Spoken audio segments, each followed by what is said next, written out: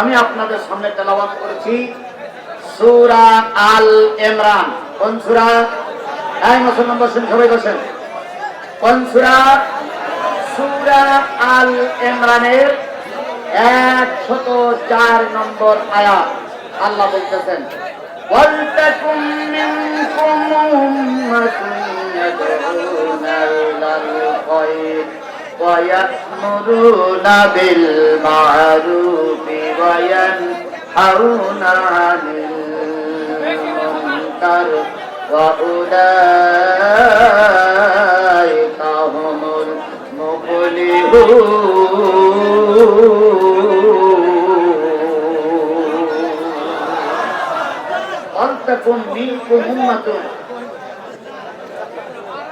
তোমাদের ভিতর থেকে একটা উম্মত থাকবে। কে বলছে? হ্যাঁ মুসলমান, আমার দিকে খেয়াল করুন, বাঘের বাচ্চার মতন জবাব দিবেন। কে বলছেন? আল্লাহ বলছেন তোমাদের ভিতর থেকে একটা উম্মত থাকবে। উম্মত মানে কি? হ্যাঁ মুসলমান কথা বলেন, উম্মত মানে কি? তাহলে কোরআনে দলের কথা আছে না নাই? আরো জোরে বলেন, কোরআনে দলের কথা আছে না নাই? তাহলে কোরআনে যদি দলের কথা থাকে, আমরা দলের কথা বললে কিছু লোকের গা জ্বালা করে। কথা বলেন, তাহলে বোঝা গেল ওরা কোরআন বোঝে না। এখন কোরআন আল্লাহ বললেন তোমাদের ভিতর থেকে একটা উম্মত থাকবে। উম্মত মানে কি? দল। বাংলাদেশে অনেকগুলো দল আছে, আছে না নাই? আওয়ামী লীগ একটা দল, বিএনপি একটা দল, জাতীয়বাদী একটা দল, বাংলাদেশ জামাত ইসলাম একটা দল, হেফাজত একটা দল, খেলাফত আন্দোলন একটা দল, খেলাফত মসজিদ একটা দল, ইসলামী আন্দোলন বাংলাদেশ একটা দল। এভাবে করে অনেকগুলো দল আছে। এবার বলুন তো, দল করতে গেলে কয়টা জিনিস লাগে? একটা দল করবেন, হচ্ছে আওয়ামী লীগ, হচ্ছে বিএনপি, হচ্ছে জাতীয়বাদী, হচ্ছে বাংলাদেশ জামাত ইসলাম, এই দল করতে গেলে কয়টা জিনিস লাগবে? চারটা। কয়টা? আরো জোরে বলেন, কয়টা? দল করতে গেলে চারটা জিনিস লাগবে। চারটা জিনিস ছাড়া দল করা যাবে না। বাংলাদেশ জামাত ইসলামী সাদিয়া থানার পক্ষ থেকে 1000 টাকা আছে। তাহলে দল করতে গেলে কয়টা জিনিস? ভালো করে শোনেন, বিএনপির লোক, আওয়ামী লীগের ভাইরা আছেন, আমরা জানি আপনারা এখন মাথা উঁচু করতেছেন না, কিন্তু আপনারাই চিন্তা করতেছেন শেখ হাসিনা যদি আজকে এসে যায়, কালকে আবার শুরু করে দেবেন আগের মতন অবস্থা। ওই আশায় শরীর খারাপ করেন না, ফেরাউনের বেটি আর ফিরে আসতে পারবে না। এই ফেরাউনের বেটি আমাদেরকে 17টা বছর দাঁড়িয়েছে। কথা বলেন ঠিক না ঠিক? আমরা এতদিন চুপ করেছিলাম, এতদিন একটা সময় ছিল, আগের সময় আর আজকের সময় এক নয়। আল্লাহর কসম, একজন টুপিওয়ালা বেঁচে থাকা অবস্থায় ওই দেশে এসে আর অত্যাচার করতে পারবে না।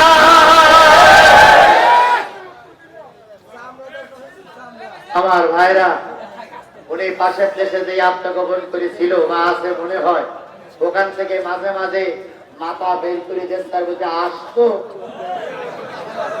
আসতো। ইতিহাস খোঁজে, যতগুলো এমপি মন্ত্রীরা ছিল সবাই কিন্তু টপলা টুপলি বাধ্য হয়েছে। কথা বলেন ঠিক না ঠিক? আজকে মাওলানা মতিউর রহমান নেজামীরে ফাঁসির কাছে ঝুলানের মূলে যারা এই সাতিয়া থানায় ভূমিকা পালন করেছিল, তারা কেউ বা পাগল হয়ে গেছে, কেউ বা ভিক্ষা করে খেতে খেতে নিজের পায়খানা খেয়ে মৃত্যুবরণ করেছে, কেউ বা ক্যান্সারে আক্রান্ত হয়ে বিছানায় ধুই ধুই করতেছে, কেউ বা এলাকা ছাড়তে বাধ্য হয়েছে। আর আজকে যদি তোমরা আবার আস্ফলন দেখাও, জনগণ কিন্তু অপেক্ষায় রয়েছে, একবার আর জনগণ তোমাদের ছেড়ে কথা বলবে না। খালি দল করতে গেলে কয়টা জিনিস লাগবে? চারটা। 1 নম্বর, দল করতে গেলে দলের একটা নাম লাগবে। কি লাগবে? নাম ছাড়া বোঝা যায় না এটা কোন দলের লোক। যাকে টুপিওয়ালা মঞ্চে 3 জন বসে আছে, কে জামাত ইসলাম, কে ইসলামী আন্দোলন, কে ঐক্যজোট বোঝা যায় না। যখন বলা হয় আমি ইসলামী আন্দোলনের লোক, তাহলে বোঝা এরা শরম নাই। যখন বলা হয় বাংলাদেশ জামাত ইসলামের লোক, তখন বলা হবে এরা মতিউর রহমান নেজামী সাইদির দলের লোক। এইভাবে করে যখন দেখা যাবে আওয়ামী লীগ, তখন এটা মুজিবের দলের লোক, বা হাসিনার দলের লোক, এটা বিএনপি, এটা কি বলে খালেদা জিয়া, তারেক জিয়ার লোক। এই জন্য দলের একটা নাম লাগবে। এবার বলুন তো, আমরা কোরআনের পক্ষের লোক, আমাদের দলের একটা নাম আছে না নাই? সেই দলটার নাম কি? সেই দলটার নাম কি? কি দল? ইসলামী দল। ইসলামী দল। জামাত ইসলাম বলি এই দলের পক্ষে চলে যাব? আমি কই দলে দালালি করতে আসছি নাকি? আমি কিসের কি বলার জন্য আসছি? আজকে যদি ওই দলের পক্ষে কথা বলি, কালকে বলবে যে হুজুর অস্তুরি জুমায় কি হুজুর। সুতরাং কোন দলের টিকিটে কথা বলছি না, কথা বলছি কোরআন দিয়ে। তাহলে তুমি আমি কোরআন ওয়ালা, টুপি ওয়ালা, তোমার আমার একটা দল আছে। আল্লাহ বললেন আলতাকুম মিনকুম উম্মাতুন, তোমাদের দলের নাম হলো তোমরা উম্মাহ। কার উম্মাহ? নবীর উম্মাহ, আল্লাহর গোলাম নবী। তাহলে আমার দলের নাম হলো উম্মাত। এবার দলের একটা প্রতীক চিহ্ন থাকা লাগবে। প্রতীক চিহ্ন থাকা লাগবে না? আমার বুকে যদি নৌকা মারা থাকে, তাহলে আমি কোন দলের লোক? মুরব্বীর বুকে যদি দাড়িপাল্লা মারা থাকে, তাহলে মুরব্বী কোন দলের লোক? ওই মুরব্বীর বুকে যদি ধানের শীষ মারা থাকে, তাহলে ও মুরব্বী কোন দলের লোক? তাহলে দল চেনার জন্য একটা প্রতীক চিহ্ন লাগবে। প্রতীক চিহ্ন ছাড়া দল চেনা যায় না। আপনার আমার প্রতীক চিহ্নর নাম কি?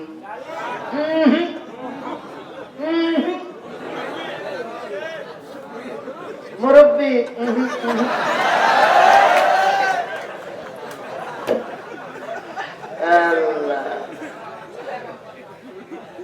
দল করতে গেলে না প্রতীক চিহ্ন লাগবে। সেই প্রতীক চিহ্নটার নাম হলো সুন্নাত। প্রতীক চিহ্নটার নাম কি? আরো যারা বলেন প্রতীক চিহ্নটার নাম কি? মান আহাব্বা সুন্নতি ফাকাদ আহাব্বানি ওয়া মান আহাব্বানি কানা মাইয়া ফিল জান্নাহ। তাহলে তুমি যদি নবীর উম্মত হও, তোমার ভিতরে একটা সুন্নাত থাকা লাগবে।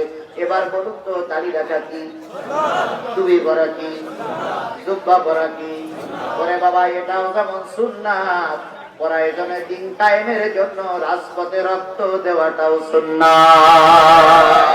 আমাদের দেশের অনেক পাগড়িওয়ালা, টুপিওয়ালা, দাড়িওয়ালারা আছে, জুব্বা পরে জিকির করে, কিন্তু দিন কায়েমের পক্ষেও, দিন কায়েমের পাশেও যায় না।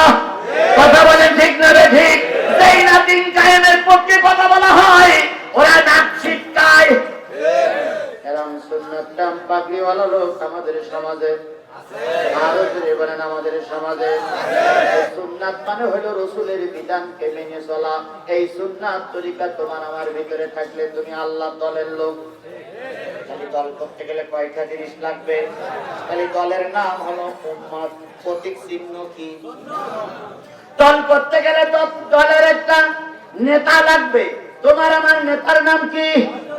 মুহাম্মদ রাসূলুল্লাহ সাল্লাল্লাহু আলাইহি সাল্লাম। যারা মুহাম্মদকে সর্বকালের সর্বশ্রেষ্ঠ না বানিয়ে, নেতা না বানিয়ে, মুজিবুর রহমানকে 1000 বছরের শ্রেষ্ঠ বাঙালি হিসাব করে তার নেতৃত্ব মেনে চলতেছো, ওই সবচেয়ে বড় মুনাফিক এরশাদকে নেতা মেনে চলতেছো। বিশ্বাস করো, কিয়ামতের দিন এদের সঙ্গে হয় জান্নাত নাই জাহান্নাম। দলিল জানেন কোরআন থেকে? আল্লাহ বলছেন ইয়াউমা নাদু কুল্লু উনাসিব বিইমানিহিম ফামান উতিয়া কিতাবাহু বিয়ামিনিহি ফাউলাইকা মা ইয়াকরাউনা কিতাবাহুম ওয়ালা ইয়াজলামুনা ফাতিলা। আল্লাহ রাব্বুল আলামিন বললেন, কিয়ামতের দিন সকল নেতা সহ অনুসারীদের ডাকা হবে। যারা আওয়ামী লীগের পক্ষে ভোট দিয়েছেন, আওয়ামী লীগের নেতারা ক্ষমতায় বসে আছেন, শেখ হাসিনা যখন দাঁড়িয়ে যাবে, মুজিবুর রহমান যখন দাঁড়িয়ে যাবে, আপনার নেতা কর্মীরা ওনার পিছনেই দাঁড়াবেন। যারা বাংলাদেশ জামাত ইসলাম করার জন্য মামলা খেয়েছেন, রক্ত দিয়েছেন, ঘর বাড়ি ছেড়েছেন, সেদিন নিজামী সাহেব আর আল্লামা সাঈদী সাহেব যেখানে দাঁড়াবে, সেইখানে আপনারা নেতা কর্মীরা দাঁড়িয়ে যাবে। যারা বাংলাদেশ জাতীয় পার্টি দল করে, জাতীয় পার্টির এরশাদ যেখানে দাঁড়াবে, আপনাকেও সেখানে দাঁড়াতে হবে।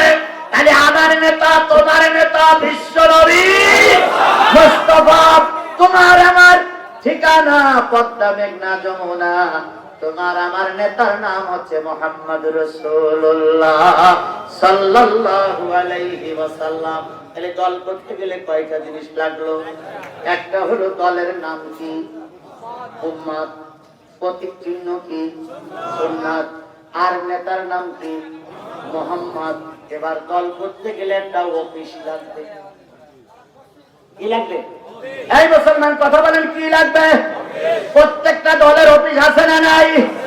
দুঃখ একটা জায়গায় দীর্ঘ 12-13টা বছর সব দলের অফিস খোলা ছিল, একটা দলের অফিসে তালা মারা ছিল।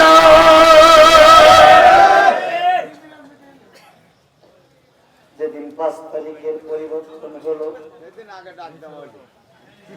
6 তারিখে সকালবেলা দিয়ে দেখি অফিস খোলা। সুবহানাল্লাহ বলে। তাহলে দল করতে গেলে একটা কি লাগবে? অফিস লাগবে। তোমার আমার অফিসের নাম কি? মসজিদ। মসজিদেরই পাশে আমার কবর দিও ভাই, মসজিদেরই পাশে আমার কবর দিও ভাই। তাহলে কয়টা জিনিস পাইলাম? তাহলে আমি একটা দলের লোক হয়ে গেলাম, সেই দলের নাম হলো উম্মত। এবার দল করতে গেলে কিছু মন্ত্র পড়া লাগে, সেই মন্ত্রটার নাম কি? না, সেই মন্ত্রটার নাম হচ্ছে কালেমা লা ইলাহা ইল্লাল্লাহু মুহাম্মাদুর রাসূলুল্লাহ। এই কালেমা পড়ার সাথে সাথেই আপনি ওই দলের কর্মী হয়ে গেলেন। একটা স্কুলে যখন আপনি ভর্তি হবেন, স্কুলের কিছু নিয়ম তান্ত্রিকতা আছে না নাই? একটা সেনাবাহিনীতে আপনি ঢুকবেন, সেনাবাহিনীর কিছু নিয়ম আছে। আপনি ইসলামী দলের নেতা কর্মী, আপনার একটা মন্ত্র পড়তে হবে, সেই মন্ত্রটার নাম কি? কালেমা লা ইলাহা ইল্লাল্লাহ। এবার বলুন তো, লা ইলাহা ইল্লাল্লাহ শব্দের অর্থ কি? হ্যাঁ, আল্লাহ ছাড়া কোনো মাবুদ নাই। লা মানে কি? না। তাহলে আগে বলতেছেন না, এ না আবার শেষে জোড়াচ্ছেন কেন? আগে বলবেন লা। লা মানে কি? নাই।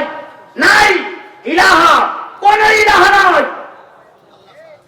কোন মাবুদ নাই, কোন আইন দেবা নাই, কোন শেখ হাসিনা নাই, কোন খালেদা জিয়া নাই, কোন কি বলে আমাদের সাইদি নাই, ইল্লাল্লাহ, আল্লাহ ছাড়া। তাহলে আমরা কারোর মানি না, কারে মানি? আল্লাহ। এই মন্ত্র আপনাকে পড়তে হবে, লা ইলাহা ইল্লাল্লাহ, নেই কোনো মাবুদ কে ছাড়া। এখন মাবুদ শব্দটার অর্থ কি? মাবুদ কোন শব্দ? আরবি শব্দ। মাবুদ শব্দটার অর্থ হচ্ছে চারটা। মাবুদ শব্দের অর্থ হচ্ছে আইনদাতা, আমি কারোর আইন মানি না, কার আইন ছাড়া। মাবুদ শব্দের অর্থ হচ্ছে হুকুমদাতা, আজকে কালেমা পড়েছি, কারোর হুকুম মানবো না, কার হুকুম ছাড়া। মাবুদ শব্দের অর্থ হচ্ছে রেজেক্ট দাতা, আমি কালেমা পড়েছি, কারোর কাছে রেজেক্ট যাবো না, কার কাছে ছাড়া। মাবুদ শব্দের অর্থ হচ্ছে প্রার্থনা কবুলকারী, আমি কালেমা পড়েছি, আমার দোয়া কেউ কবুল করবে না, কে ছাড়া। এই কথা যারা বলেছিল তারা ফাঁসির কাছে ঝুলেছে, তবুও বাতিলের কাছে মাথা নত করে নাই। বলুন তো, আল্লামা সাঈদী জেলখানায় মারা গেছে না তারে মেরে দেওয়া হয়েছে? সাথিয়ার মুসলমানেরা স্পষ্ট করে বলবেন, আল্লামা সাঈদী স্বাভাবিক মারা গেছে না তারে মেরে দেওয়া হয়েছে? আল্লামা সাঈদী যে জেলখানার ভিতরে ছিল, জেলখানার থেকে তাকে বের করে নিয়ে আসার সময় একটা সাদা কাগজ তার হাতে দিয়ে দেওয়া হলো, আর বলল, হুজুর কাগজে সই করেন।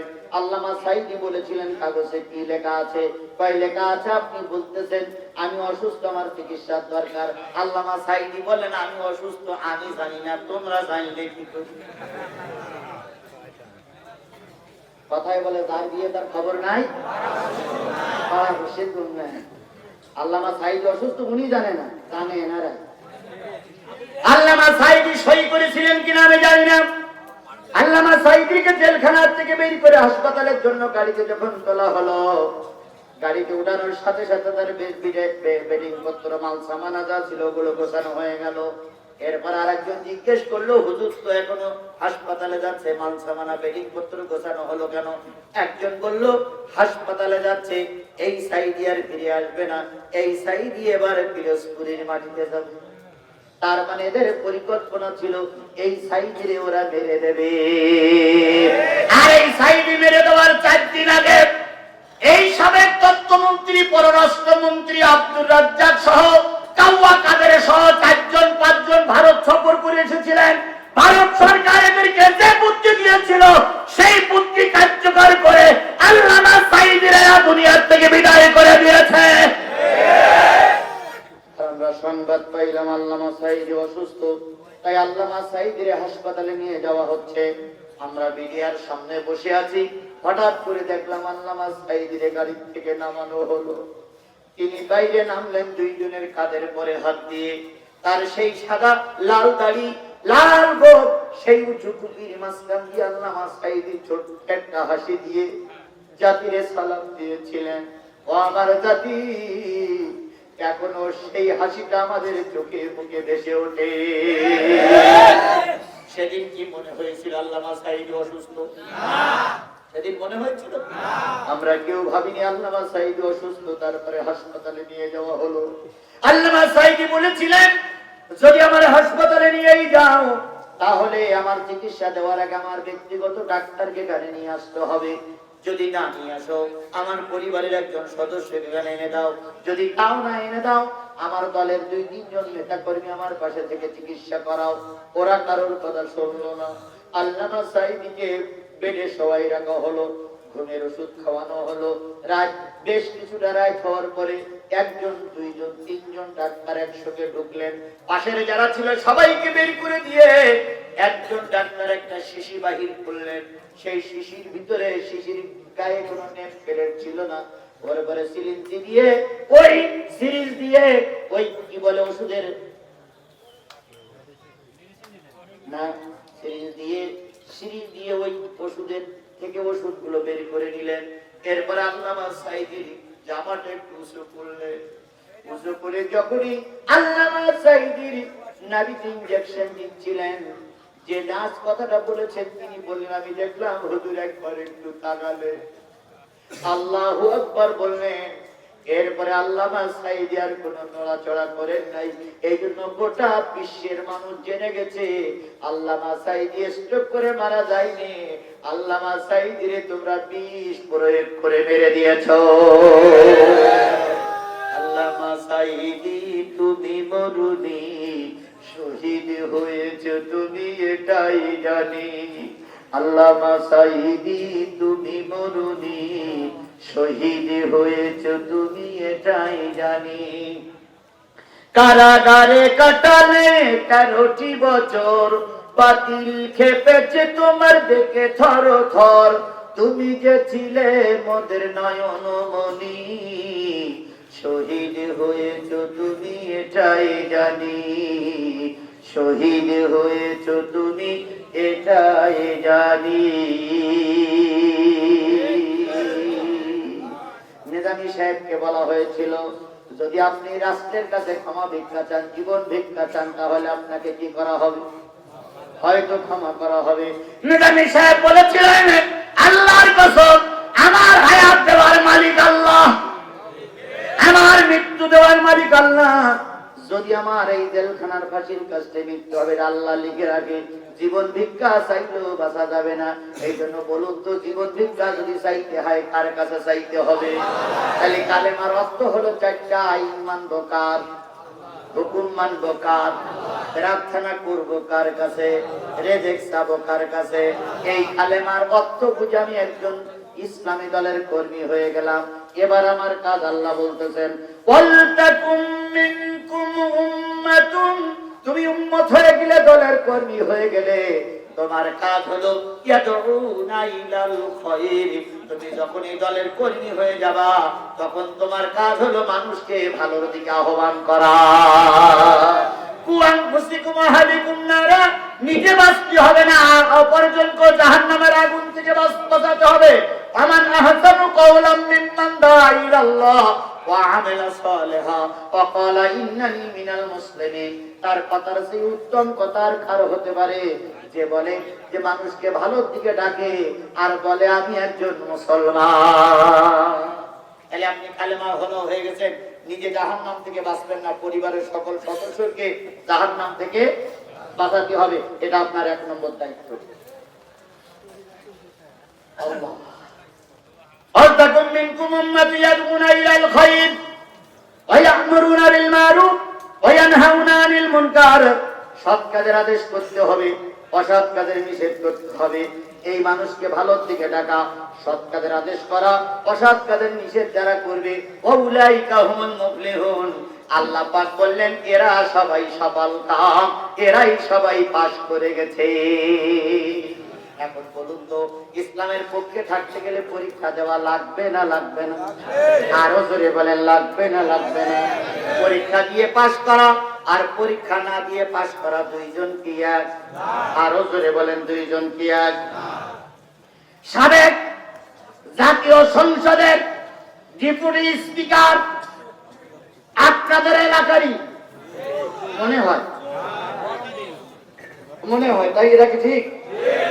এই স্পিকার সাহেবকে আমরা চ্যালেঞ্জ করলাম, আপনি সুষ্ঠু নির্বাচনে আসুন।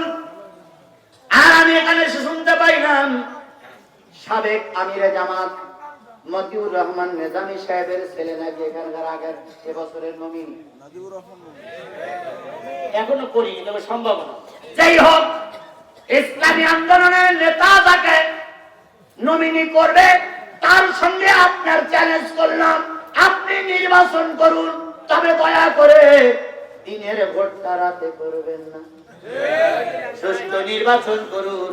দেখে আপনি দীর্ঘদিন স্পিকার ডেপুটি স্পিকার থেকে আপনি কতটুকু জনপ্রিয়তা অর্জন করেছেন, আর আমাদের আলেম ওলামারা কতটুকু জনপ্রিয়তা অর্জন করেছে। চ্যালেঞ্জ করে গেলাম, তবে চ্যালেঞ্জ করতে গিয়ে একটা কথা বললাম, দয়া করে দিনের ভোট রাতে করবেন না। এক চাচা ফজরের নামাজ পড়ে গেছে ভোট দিতে, যা আমি সবার আগে ভোট অন্য কাজ শুরু করবো, কারণ ভোট একটা পবিত্র। তো গেছে যে উনি সবার আগে দাঁড়াইছে, ভোট কেন্দ্রের দরজা খোলে কয়টার সময়? 8টার সময় দরজা খুললি চাচা গেছে ভিতরে। ভিতরে যাওয়ার পরে যারা ভিতরে দায়িত্বশীল ছিল তারা বলতে, চাচা নাম কি? মোহাম্মদ আমিরুল ইসলাম। পিতার নাম আব্দুল বাসের। চাচা আপনার ভোট দেওয়া হয়ে গেছে। চাচা বলতেছে আমার আগে তো কেউ ঢুকিনি, আমি তো ফজরের নামাজ পড়ে ঢুকেছি, তাহলে আমার ভোটটা কেটা দেবে? বলতে, চাচা আপনি এসেছেন ফজরের নামাজ পড়ে ভোট দিতে, আর এর আগে আর এক দল তাহাজ্জুদের নামাজ পড়ে এসে ভোট। তাহলে তাহাজ্জুদ আগে না ফজর আগে? তাহলে ওরা তাহাজ্জুদ পড়ে ভোট দিয়ে দেবে। তো চাচা বলতেছে, হায় হায় রে, এতদিন ভোট দিতে পারলাম না, একটা ভোট দিতে আসলাম তাও হয়ে গেল। তো যাক, তো ডাক্তার বলতেছে কিরাম ভোট, আমি আসার আগে ভোট দেবো। তো যাক, তো ওই বাড়ি যাই, তখন বলতেছে যে চাষির ভোটটা, চাষির নাম কি? চাষির নাম সকিনা। ওই উনিও 2 ঘন্টা আগে ভোট দিয়ে গেছে। চাচা তখন বলছে, তোমার চাষি তো 5 বছর আগে মারা গেছে। বলছে মারা গেলে কি হয়, ভোট দেওয়া, ভোট দিতে আসছে। চাচা তখন ওখানে বসে কাঁদতেছে আর বলতেছে, আল্লাহ 2 ঘন্টা আগে বলে এসে বসে থাকতাম, তাহলে অন্তত তার কিছু না হয় পুলিশ সঙ্গে তো দেখা হবে। এই কথাগুলোকে আমি বানাই বললাম? ও জাতি, এই কথাগুলোকে আমরা বানাইয়ে বলেছি? এরকম ভোট বিগত 3-4 বিরাট আমার জাতি দেখেছে, কথা বলে ঠিক না বেঠি? তোমরা যখন আস্তে করে এসে বলো এবারের ভোট সুস্থ হয়েছে, তখন পাশের কুকুর পর্যন্ত ঠিক করে হেসে হচ্ছে। কেউ ভোট দিতে গেল না, এরা সুস্থ নির্বাচন কি করে করিল? কথা বলেন ঠিক না বেঠি? তাই তো একজন সাংবাদিক উপহাস করে লিখেছিল, সুষ্ঠু হয়েছে নির্বাচন, ভোট দিয়েছে প্রশাসন, তাকিয়ে তাকিয়ে দেখেছে জনগণ। আবারও বলি, আমাদেরকে দুর্বল ভেবে না, ইসলামী আন্দোলনকে দুর্বল ভেবে না। ইসলামী আন্দোলনের নেতা কর্মী যতগুলো মারা গেছে, একটা নেতা কর্মীর পিছনে গুলি লাগে নাই, সব নেতা কর্মীর বুকে গুলি লেগেছে। রংপুরের আবু সাইদ বুক উঁচু করে দিয়ে বলেছে, চালাও গুলি। বোঝা গেল যুবকেরা বুক দেয়, যুবকেরা পিঠ দেয় না। ছাত্রলীগের সাবেক ছাত্রলীগের সভাপতি সাদ্দাম, বাবের বেটা সাদ্দাম, তিনি বলেছিল বিশ্ববিদ্যালয় ঠান্ডা করতে ছাত্রলীগের 1 ঘন্টা সময় লাগবে না। আমি জিজ্ঞেস করি, সেই সাদ্দাম হোসেন আপনি এখন কোথায়? এই ডেপুটি স্পিকার এই পাবনায় দাঁড়িয়ে বলেছিল, জামাত শিবিরকে আর মাথা উঁচু করতে দেওয়া হবে না। আজকে জামাত শিবির আমার মঞ্চে দাঁড়িয়ে আছে, তুমি স্পিকার কোথায় দেখে যাও? তোমার সেই পুষ্যপুত্ররাও নেই, তুমিও নাই, অথচ আমরা ছিলাম, আমরাই আছি।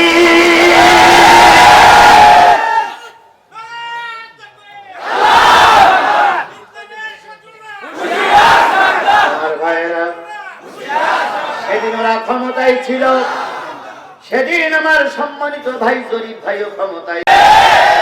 জরিফ ভাই আমার মঞ্চে আক্রমণ করবে, যদি আমি 1 ঘন্টা আগে বুঝতে পারতাম, আল্লাহর কসম জরিফ আমার ধারে কাছে আসতে পারতো না। কারণ কোরআন জরিফকে ঠেকানোর জন্য আমি একলাই যথেষ্ট, 2-5 জন লোক ঠেকানোর ক্ষমতা আল্লাহ আমাকে দিয়েছে।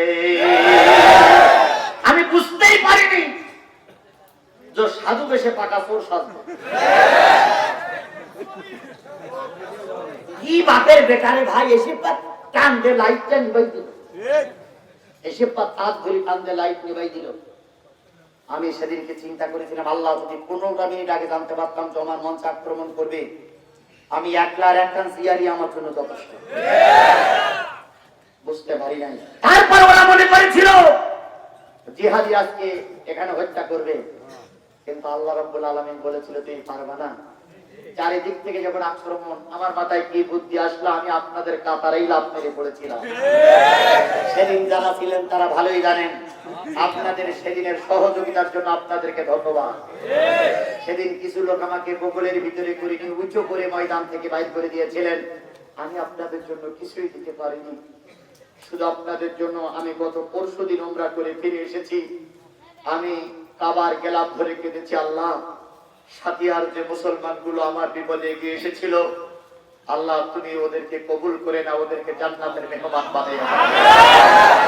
আমি আপনাদের জন্য টাকা দিতে পারিনি, সময় দিতে পারিনি, অর্থ দিতে পারিনি, শুধু কাবার গেলাপ ধরে আপনাদের জন্য কান্দার একটু সুযোগ পেয়েছি।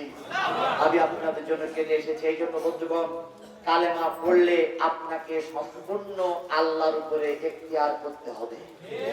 আল্লাহ রাব্বুল আলামিন বলেন, ওয়ালা তাহিনু ওয়ালা তাহজানু ওয়া আনতুমুল আ'লাউনা ইন কুনতুম মুমিনিন। তোমাদের কোনো ভয় নাই, তোমাদের কোনো চিন্তা নাই, আমি আল্লাহ পাক তোমাদের বিজয় দেব যদি তোমরা মুমিন হতে পারো। কে বলেছেন? যাদের হৃদয় আছে আল্লাহর ভয়, তারা কবু পথ ভুলে যায় না, তারা কবু পথ ভুলে যায় না।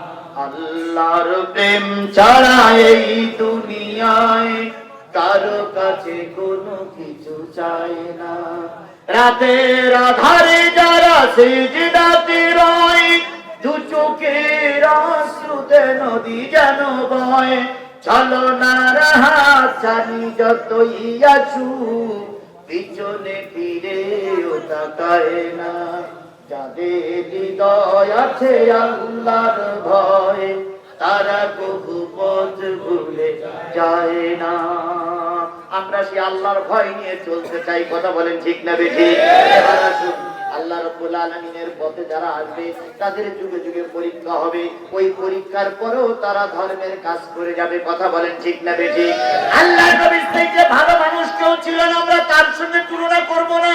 আসুন তারপরে যে খলিফা হযরত আবু বকর সিদ্দিক রাদিয়াল্লাহু তাআলা আনহু, নবীর মৃত্যুর পর আবু বকর সিদ্দিক খেলাফতের দায়িত্ব পালন করেছিলেন। আবু বকর 2 বছর 3 মাস 17 দিন 6 ঘন্টা খেলাফতের দায়িত্ব নিয়েছিলেন। এই 2 বছর 3 মাস 17 দিনের ভিতরে তার কয়েকটা কথা বলে আমি আপনাদের কাছে শেষ করি। নেতার মতন নেতা যদি হয়, সে মরার সময়ও প্রতিশোধ নিতে চায় না। আল্লামা নিজামী সাহেব তার সন্তানেরা যখন তার সঙ্গে সে দেখা করতে গেলেন, আর 10টা মিনিট বসে বাবা, 10টা মিনিট হয়ে গেছে। তার সন্তানেরা যখন তার সঙ্গে দেখা করতে গেলেন, কয়টা সন্তান? 6টা। 6 সন্তানের প্রথম বড় সন্তান হলো মেয়ে, ছেলে 4টা মেয়ে 2টা। আল্লামা নিজামী সাহেব ছেলেদেরকে বললেন, বাজান, যে কদিন আল্লাহ পাক আমারে হায়াত রেখেছিল সে কদিন আমি বেঁচে ছিলাম, আমার মৃত্যুর পরে যেন প্রতিশোধ নিতে যেও না। কি সুন্দর কথা রে ভাই। আর আমাদের নেতারা বলে একটা মরলি 10টা মারব, কি বলে তাই না? বলে তারপরে কনসে সিয়ারে বলে ভাতে মারবো, পানিতে মারবো, এরপরে বলে চুবাইয়ে চুবাইয়ে মারবো। কিন্তু ইসলামী আন্দোলনের সিপাহ সালার বীর সৈনিক বললেন, যদি ওরা অন্যায় ভাবে আমাকে মারতেছে, প্রতিশোধ নিতে যেও না। আর আমার শুভাকাঙ্ক্ষী দেশবাসীরে বলো, আমি প্রতিশোধে বিশ্বাস করি না, আমি বিচারটা মালিকের দরবারে দিয়ে দিলাম। আবু বকর সিদ্দিক রাদিয়াল্লাহু তাআলা মুসলমানদের খলিফা। তার টার্গেট ছিল কোন মানুষ যেন না খেয়ে থাকে না, কোন মানুষ যেন বস্ত্রহীন হয় না, কোন মানুষ যেন কাপড়হীন হয় না, কোন মানুষ যেন না খেয়ে ঘুমাইতে যায় না। আবু বকর সিদ্দিক রাদিয়াল্লাহু তাআলা একটা নিয়ম ছিল, প্রতিদিন আসরের নামাজের পর প্রত্যেকের বাড়ি বাড়ি খোঁজ করতেন, বাড়ি বাড়ি যেতেন, খোঁজ নিতেন কার খাওয়া হয়েছে কার খাওয়া হয়নি। সেই সুন্নাত অন্তত আজকে কেউ পালন করুক আর না করুক, জামাত ইসলামের আমির ডাক্তার মোহাম্মদ শফিকুর রহমান পালন করেই চলেছে। লোকটা বুড়া মানুষ, বয়স নাকি 70-এর উপরে, 75-76 বছর বয়স। উনি সেদিন এক সমাবেশে বলেছিলেন, আমারে বুড়া বুড়া মনে করবা না। আমারে বুড়া বুড়া মনে করবে না, আমি কিন্তু বয়সে বড় হলু, কর্মের দিক থেকে বুড়া না।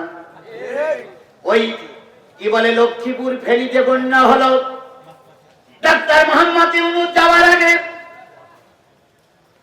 ফখরুল যাওয়ার আগে, ক্ষমতাসীন দলের নেতারা যাওয়ার আগে ডাক্তার শফিকুর রহমান হাজির। সুবহানাল্লাহ বলেন। এই জন্য কেউ কেউ বলেছে বর্তমান বাংলাদেশের খলিফা, মুসলমানদের খলিফা হয়ে আবির্ভূত হয়েছে ডাক্তার শফিকুর রহমান। কেউ তো বলতেছে তিনি দেশের জন্য একটা রহমত।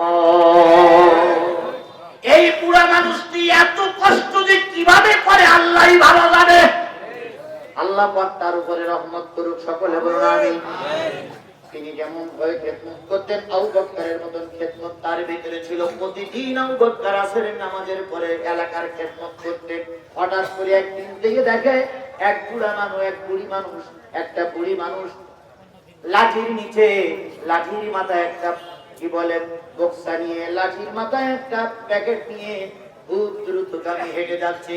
আবু বকর সিদ্দিক সামনে যেয়ে বলতেছে, মা মারে। বুড়ি জায়গায় বলতেছে, তোমার নাম কি? আমারে মা বলে দেখলে, আমার তো মা বলে ডাকার মতন কেউ নেই বাবা।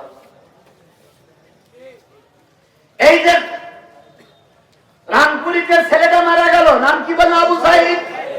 আবু সাইদের বাড়িতে যে শিবিরের সভাপতি, শিবিরের সেক্রেটারি আবু সাইদের মার কাছে যেয়ে বলতেছে, মা তোমার আবু সাইদ মারা গেছে, মনে করো আমরাই তোমার আবু সাইদ। তোমার যতদিন বেঁচে আছো, জীবনে যত কিছু প্রয়োজন সব আমরা দেখবো। আবু সাইদ মারা গেছে বলে দুঃখ করো না, এক আবু সাইদ মারা গেছে, লক্ষ আবু সাইদ তোমার পাশেই আছে।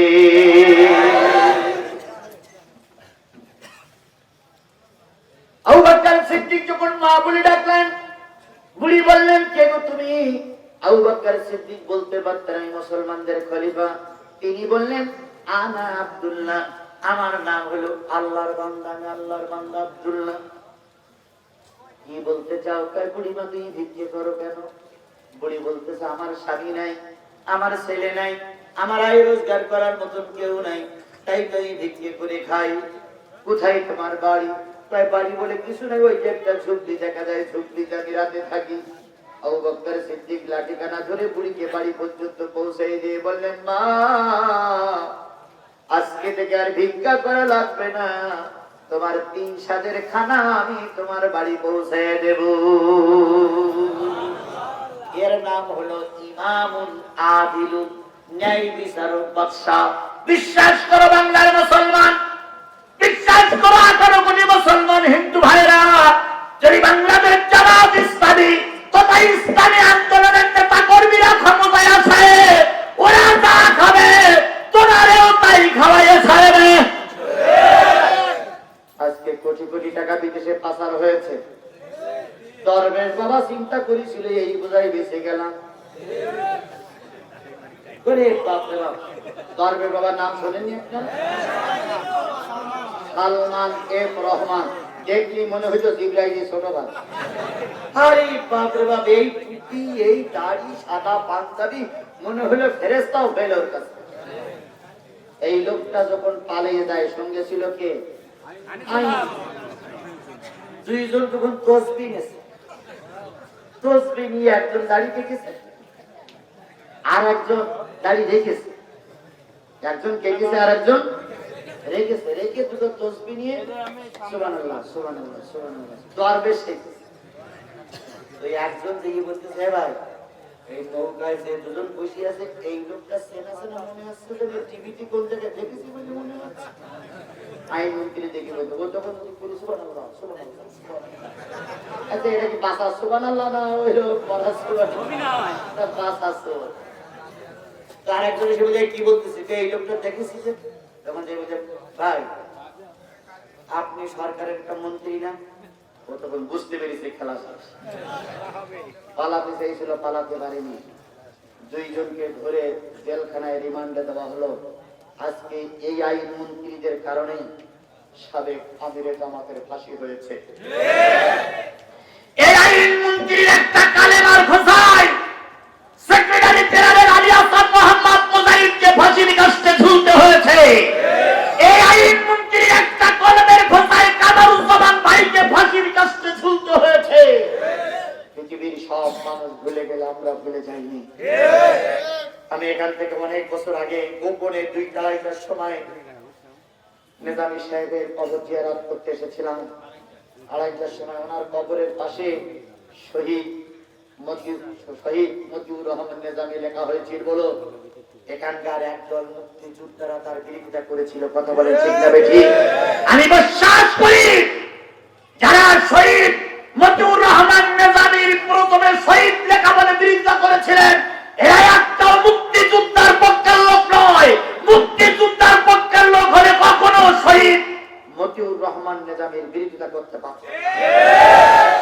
বাংলাদেশে যারা মুক্তিযোদ্ধা তারা 2 ভাগে বিভক্ত। একটা হচ্ছে বীর মুক্তিযোদ্ধা আর একটা হচ্ছে বীর মুটিয়ে যোদ্ধা। কয়টা গ্রুপ? একটা হচ্ছে বীর মুক্তিযোদ্ধা আর একটা হচ্ছে বীর মুটিয়ে যোদ্ধা। যারা বীর মুক্তিযোদ্ধা তাদেরকে আমরা স্যালুট জানাই। কথা বলেন ঠিক না বেঠিক? উল্টো বসবেন না। আপনারা দেশ রক্ষা করার জন্য রক্ত দিয়েছেন, ঘাম ঝরিয়েছেন, নিজের স্ত্রীকে বিধবা করতে চেয়েছিলেন, আপনার অঙ্গ প্রত্যঙ্গ হানি হয়েছে। আপনারা সঠিক মুক্তিযোদ্ধা, আপনাদেরকে স্যালুট জানাই, স্যালুট জানাই, স্যালুট জানাই। কিন্তু মুক্তিযোদ্ধার নাম করে যারা ভাতা নেছেন, যারা জীবনে যুদ্ধ করতে যান নাই, তাদের একটা গ্রুপের লোক হলো 3 ইঞ্চি হারুন।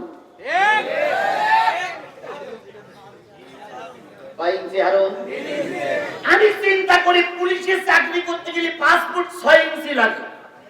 এই বেকারি চাকরি বলে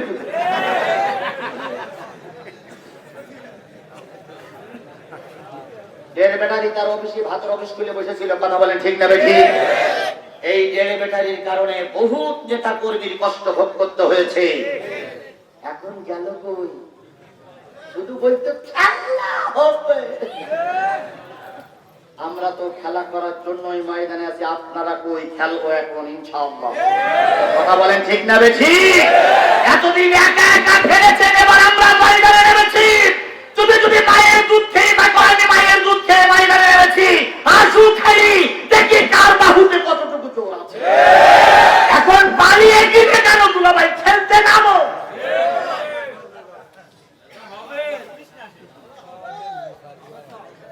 মাঠে দুই পক্ষ খেলা হতে গেলে, মাঠে খেলতে গেলে কয় পক্ষ লাগে? দুই পক্ষ লাগে। এতদিন ওনারা এক পক্ষেই খেলেছে, আর আমাদের নাম কি দেয়নি। তিন খান দিয়ে আমাদের ঘরের দরজাতে রেখেছে, নামাজ হবে না, নামাজ হবে না, নামাজ হবে না। আবার মাঠে এসে বলেছে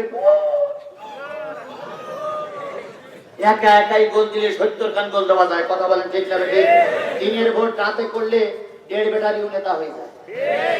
যাদের সমাজে কোনো পাঠ ছিল না, যারা গরু চুরি করে ক্ষমতার পাওয়ারে ছিল, তারাই বছরের পর বছর ক্ষমতা দখল করে রেখেছিল।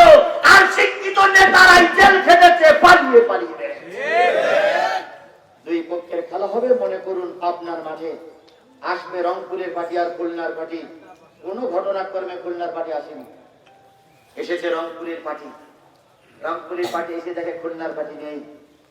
এখন ওনারা চিন্তা করছে টিকিট কাটাতালি খেলায় এরাই ভাগ করে খেলুক। দুই পক্ষ ভাগ করেছে এরশাদ আর শেখ হাসিনা। ওরা কিন্তু এক পক্ষেরই লোক। তো খেলা করিয়ে এক একজন 11 কান 12 কান করে গোল দিয়েছে। তো গোলদের রাজশাহী পার্টি বাড়ি গেছে 11টা সাড়ে 11টার সময়। এই স্ত্রী জিজ্ঞেস করছে, তুমি আজকে খুব খুশি খুশি ভাব, জিতেছো না হেরেছো? তো বলতেছে গিন্নি আজকে 11 কান গোল দিছি। তাই গিন্নি বলতেছে, তুমি তো জীবনে কোনোদিন মাঠের গোল খেয়ে ছাড়া বলতে পারি আসো না।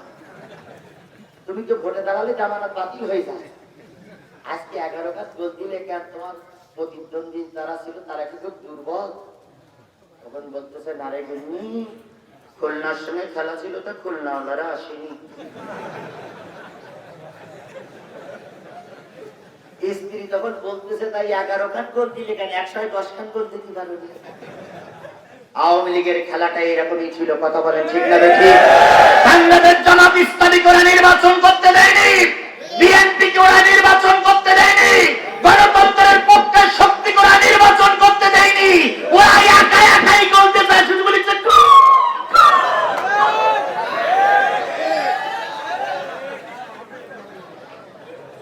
আর বাড়ি গিয়ে স্ত্রীর সঙ্গে বলেছে খেলা হবে।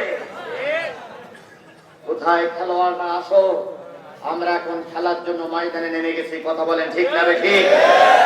শুনতেছি আগামী কয়েক মাসের ভিতরে নির্বাচন দেবে। নির্বাচনে আল্লাহ যদি আমাদের সহায় থাকে, অন্য কোন পার্টির দরকার নেই, যদি ইসলামী সমভাবাপন্ন দলগুলো একজোট হয়, আগামী নির্বাচন হবে কোরআনের পক্ষের নির্বাচন। আগামী সংসদ হবে কোরআনের পক্ষের সংসদ।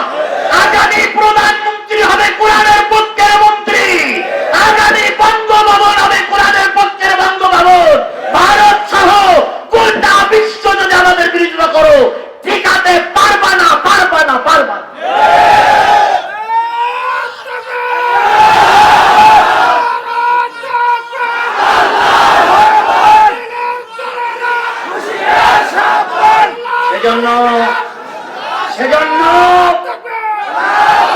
সেজন্য বাংলাদেশ ইসলামী ছাত্র শিবির, বাংলাদেশ জামাত ইসলামের কাছে আমার বড়জোর অনুরোধ, আজকে আমাদের বসে থাকার সুযোগ নাই। প্রতিটা নেতা কর্মী ঘরে ঘরে করে দাওয়াতি কাজ করে দেবেন, কারণ খরগোশ আর কচ্ছপের গল্পটা মনে রাখতে হবে।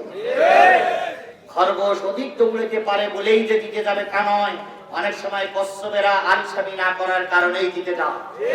সুতরাং আজকে আমরা খরগোশ হয়ে দেখা দিয়েছি, গোটা দেশের সব জায়গায় আমাদের নেতা কর্মীরা মাথা উঁচু করেছে বলে আমরা ক্ষমতায় গিয়েছি, ভাবার কোনো সুযোগ নাই। যতদিন পর্যন্ত সুষ্ঠু নির্বাচন হবে, আমার নেতারা যতদিন পাওয়ারে না যাবে, ততদিন পর্যন্ত একটাও নেতা কর্মী বসে থাকা যাবে না।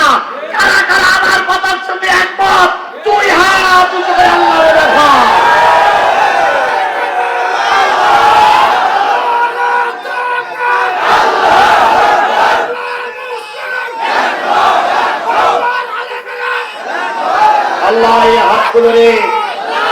আল্লাহ এই হাতগুলোরে কবুল করুক, সকলে বলুন আমিন।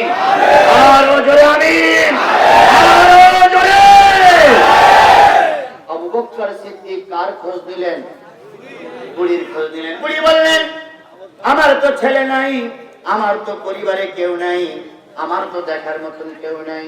বুড়ি বললেন, মা চিন্তা করো না, আমি তোমার দায়িত্ব নিলাম। আবু বকর দুপুরের খাদ্য দেয়, রাতের খাদ্য দেয়, সকালবেলার খাদ্য পৌঁছায় দেয়। হঠাৎ করে ওমরে ফারুক রাদিয়াল্লাহু তাআলা আনহু একদিন আসরের পরে রাস্তা দিয়ে হাঁটতেছে আর বলতেছে, এই সমাজে এমন কোন লোক আছে যেই লোকটা না খেয়ে থাকে?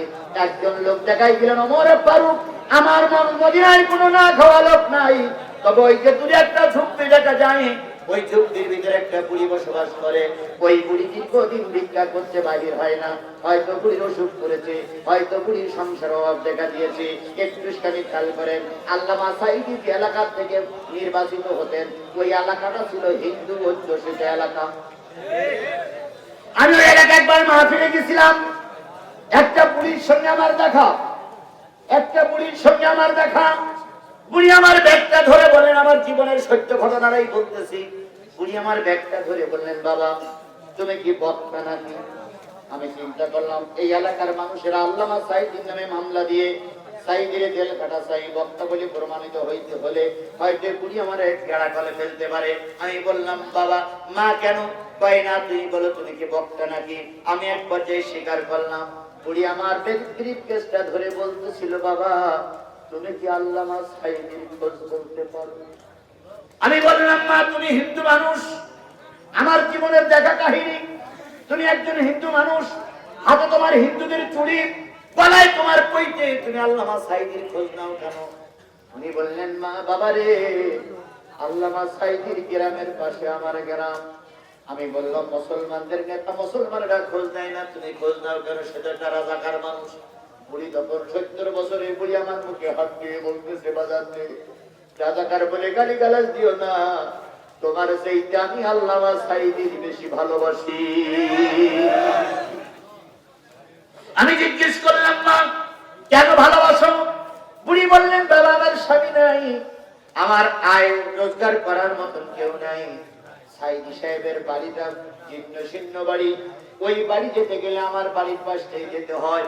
যখন আল্লামা সাঈদী 6 মাস 3 মাস 4 মাস পর পর বাড়ি আসে, আমার বাড়ির পাশ দিয়ে যাওয়ার সময় সর্বপ্রথম আমাকে ডাকে, কাকিমা কেমন আছো? আমি বেরিয়ে আসি, 2টা পোটলা আমার হাতে দেয়। একটা পোটলার ভিতরে থাকে কাপড় চোপড় প্রয়োজনীয় জিনিস, আর একটা পোটলার ভিতরে থাকে টাকা পয়সা প্রয়োজনীয় জিনিস। ওইগুলো দিয়ে দেয় আর বলে, মা কয়েকদিন পরে আমি চলে যাবো, আবার খোঁজ নেব। আবার যখন সাঈদী চলে যায়, তখন 6 মাসের জন্য বাজার টাজার সব কিছু করে দিয়ে যায়। বুড়ি নিজের ভাষায় বলতেছে, বাজার 6টা মাস সাঈদী আর আসে না। শুনেছি কোন জেলখানা আছে, তুমি কি সেই জেলখানার ইতিহাসটা বলতে পারো? আমি তখন চোখের পানি রাখতে পারি নাই।